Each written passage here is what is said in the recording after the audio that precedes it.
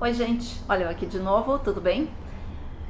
No dia 24 de agosto, nós vamos comemorar o Dia da Infância e no dia 25, o Dia Nacional da Educação Infantil. A educação infantil seria a educação de crianças de 0 a 5 anos, através de atividades lúdicas, brincadeiras, brincadeiras e jogos.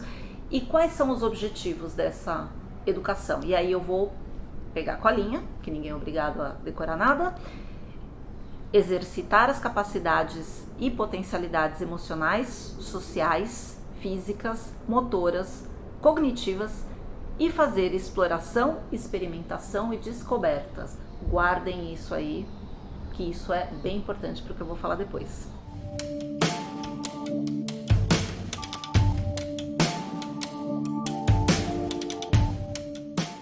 É muito importante a gente pensar que nas sociedades antigas os direitos da criança eram nulos, zero. Não tinha criança, não tinha direito de nada. Aí, no Brasil, mais ou menos em 1970, quando aumentou o número de fábricas aqui, as mulheres começaram a ter que deixar os filhos em algum lugar, né? Porque precisavam trabalhar, tinha espaço para trabalhar e aí tinha que deixar os filhos em algum lugar. E aí surgiram, nós estamos falando de 1970, tá? Não faz tanto tempo, gente, fazem 50 anos. 50 anos, não é muito tempo. E aí, o foco dessas creches, qual era? Era apenas cuidar. Então era isso, era substituir, né? Cuidar. Somente em 1988, 18 anos depois, em 88, a educação infantil passou a estar na Constituição. E em 1990 que surgiu o ECA, que é o Estatuto da Criança e do Adolescente, onde já há um estabelecimento de direitos maiores. E em 1996 veio a Lei de Diretrizes e Bases, que passou a fechar esse panorama. Em termos de tempo, é muito pouco tempo. É muito pouco tempo. Não fazem, fazem 30 anos do ECA. 32, é pouco tempo ainda. Lembra que eu falei aqui no começo da exploração, fazer exploração, experimentação e descobertas? Eu fiquei pensando no meu filho pequeno, em outras crianças pequenas, e a gente está falando de 0 a 5 anos. O que a maioria das pessoas acha das crianças pequenas? A maioria das pessoas acham que crianças pequenas são fofas, bonitinhas, divertidas, mas aí às vezes eles fazem birra, aí você se questiona se você queria ter filho ou não. Mas a partir acho que a partir do momento em que a criança nasce, ela tem uma curiosidade. Nós todos, nascemos aqui crianças e tal, nós tínhamos uma curiosidade, e essa curiosidade ela nos acompanha durante um tempo da nossa vida. E a gente acaba perdendo muita riqueza nessa fase da nossa vida. Por quê? Porque quando a gente olha mais de perto, as crianças têm muita criatividade e muita naturalidade. Eu acabei fazendo um curso sobre criatividade e a pessoa deu umas técnicas pra gente pensar em criatividade enfim, uma das técnicas para a gente pensar e ter outras ideias era pensar o seu dia ao contrário. Então, da hora que você vai dormir até a hora que você acorda, como é que foi o seu dia? Em vez de você pensar o seu dia na ordem que ele aconteceu, pensa ele ao contrário. Então, se você lembrar de tudo, você eventualmente vai tendo alguns insights. E uma outra dica para você ter a criatividade era você pensar em coisas. Existem várias técnicas, para você desenvolver produtos e ter ideias, etc, e fazer brainstorming, mas a outra era você misturar coisas aleatórias. Então, por exemplo, um pato e um sapato. O que eu posso criar com um pato e um sapato? Ou com um elefante e uma garrafinha de água, essa era uma maneira de você tentar bolar coisas inovadoras. Quando você cresce, eu já falei isso aqui antes, você precisa trazer de volta toda aquela criatividade, naturalidade que você tinha lá atrás.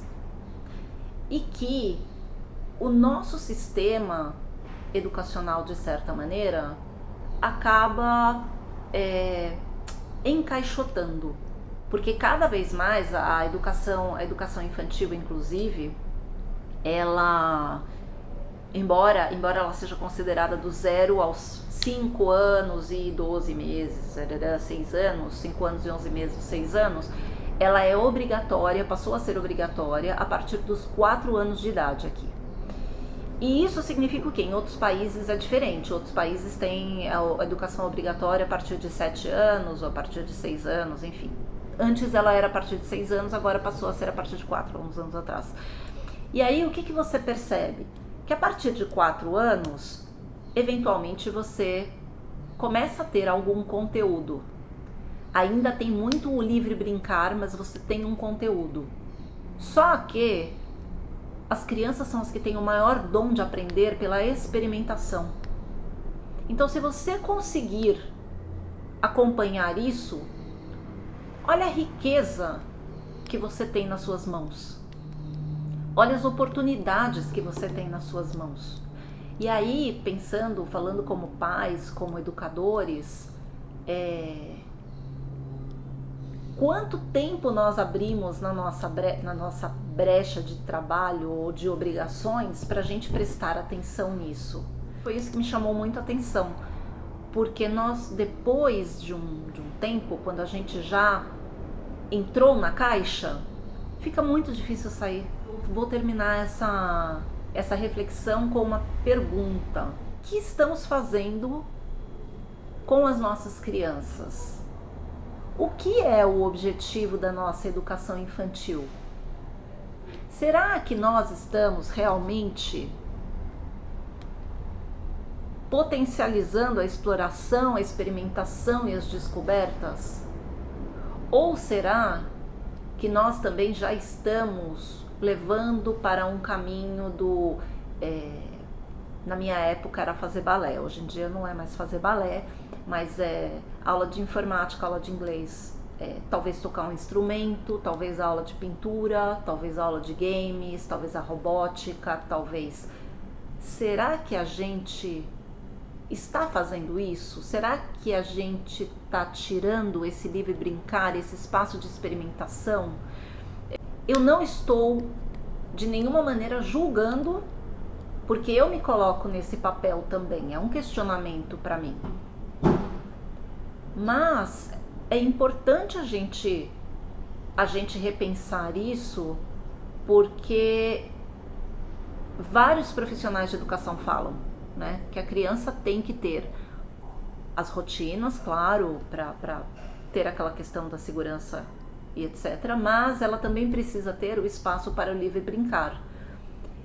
E eu não sei se todas as crianças a maioria das crianças estão tendo esse tempo para o livre brincar. E é onde a gente vai fazer essas descobertas, e é onde nós, pais e educadores, podemos também aprender com elas e ter outros insights para nós.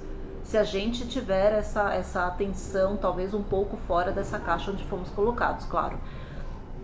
Não é fácil, mas eu acho que é um caminho para a gente começar a refletir. E eu acredito que essa reflexão, eu sempre falo da base, porque eu tenho falado de diversidade e inclusão, de começar na base. Se a gente pensa aqui na base, nós vamos conseguir mudar o resto para cima, porque a mentalidade já vai estar diferente de baixo para cima.